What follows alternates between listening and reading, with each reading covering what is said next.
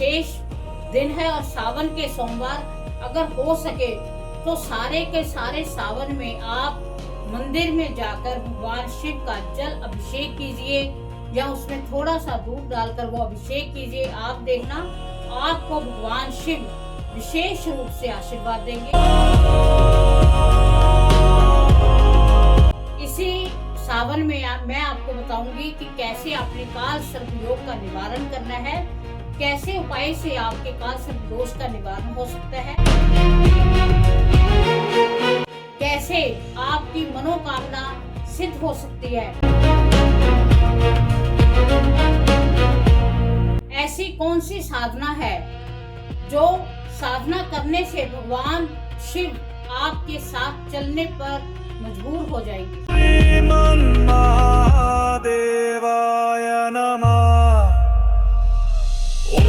ऐसी कौन सी साधना है जो नारद जी ने की थी, जो अत्रि ऋषि ने की थी, वो ऐसी साधना जिससे भगवान शिव अति प्रसन्न होकर अपने भक्तों के साथ चलने लगे।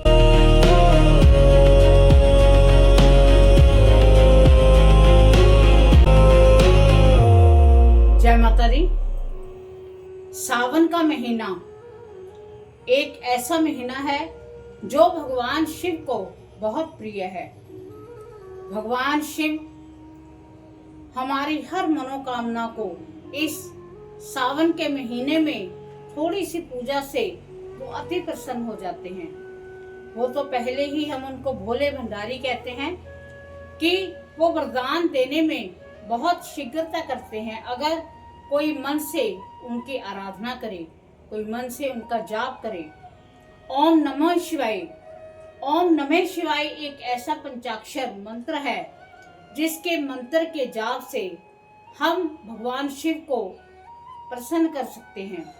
और इस सावन के महीने में हमने क्या करना है, हमने कैसे भगवान शिव को प्रसन्न करना है, आपको रोज की रोज आपको नई नई वीडियो मिलेंगी और नए नए आपको उपाय, नई नई आपको साधनाएं बताई जाएंगी। आज सबसे प्रथम मैं आपको बताना चाहूंगी कि जो सावन का महीना है वो 11 जुलाई से शुरू हो रहा है और 9 अगस्त पर इसका समापन है।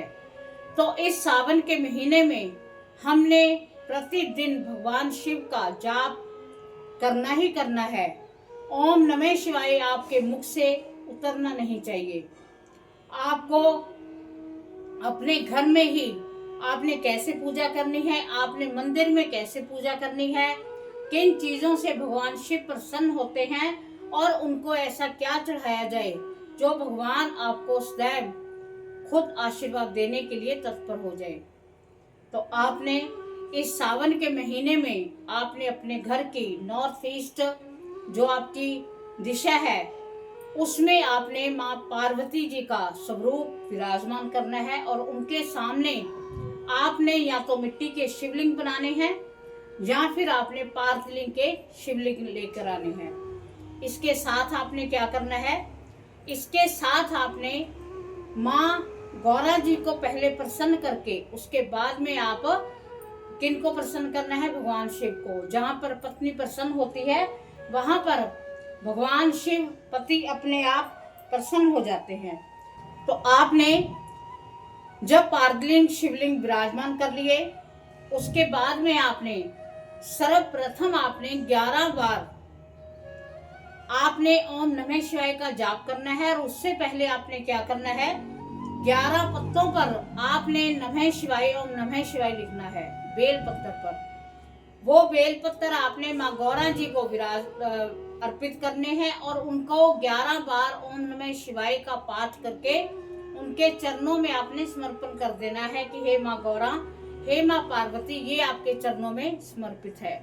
उसके बाद में आपने अगर पॉसिबल है, अगर आपके घर में आपके आस पड़ोस में आपको बेलपत्र 108 मिल सकते हैं तो बहुत अच्छी बात है, नहीं तो कम से कम 11 या 21 बेलपत्र लेकर उस पर ओम नमः शिवाय का आपने मंत्र लिखकर, पंचाक्षर मंत्र लिखकर वो आपने एक एक भगवान शिव को चढ़ाते जाना है और ओम नमः शिवाय आपने बोलते जाना है।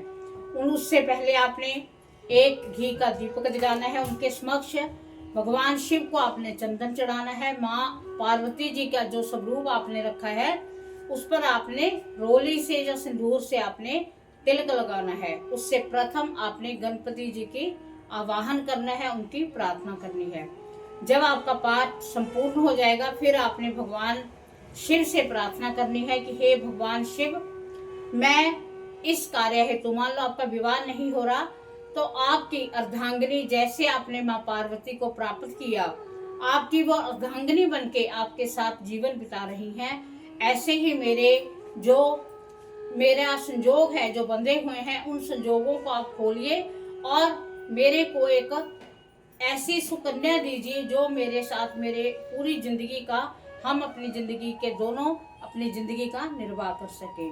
अगर आपके ऊपर कोई कर्ज की समस्या है या कोई और भी समस्या है या आपकी आर्थिक स्थिति सही नहीं है, फिर आपने कहना है कि हे भगवान शिव, आप माँ गौरा जी के साथ हो, आपको मैं दोनों को, गणपति जी को साथ लेकर आपका आवाहन करता हूँ।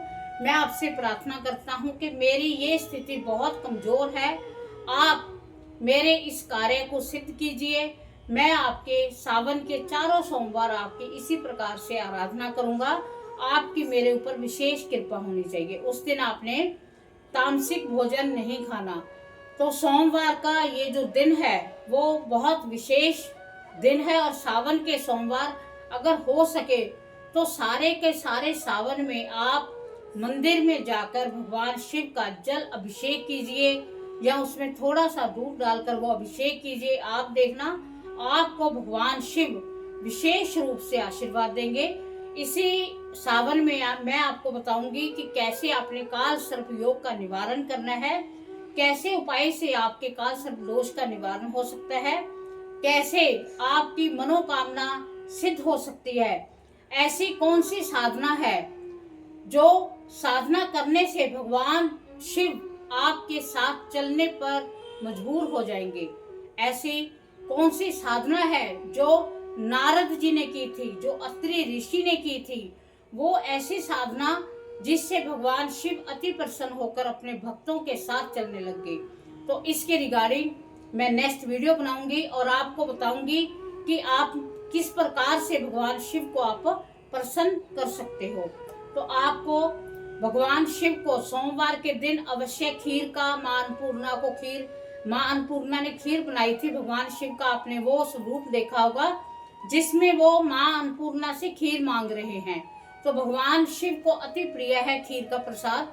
तो आप इस सोमवार को अवश्य खीर का प्रसाद भगवान शिव को, माँ अन्नपूर्णा को जरूर चढ़ाएं। और इस सावन में भगवान शिव को आपने प्रसन्न करना है तो जितना हो सके ओम नमः शिवाय का जाप करें। और भी अगर आपको कोई चाहिए कि आपको नहीं पता चल रहा किसी भी बात का तो आप कमेंट कर सकते हो, आप पूछ सकते हो। भगवान शिव आप सभी को विशेष अपना आशीर्वाद दें। उनका आशीर्वाद भगवान गणपति जी के साथ, रिद्धि सिद्धि के साथ, माँ पार्वती के साथ हमें सुयोग्य, हमें आशीर्वाद दे, ऐसा आशीर्वाद दे कि हमारी सभी जो विपदाएं हैं वो टल जाएं। इसी के साथ आप वीडियो को, अगर आपको वीडियो पसंद आई है तो चैनल को सब्सक्राइब करो, ज़्यादा से ज़्यादा शेयर करो जो सभी इसका लाभ ले सके। इसी के साथ जय माता दी, ओम नमः शिवाय।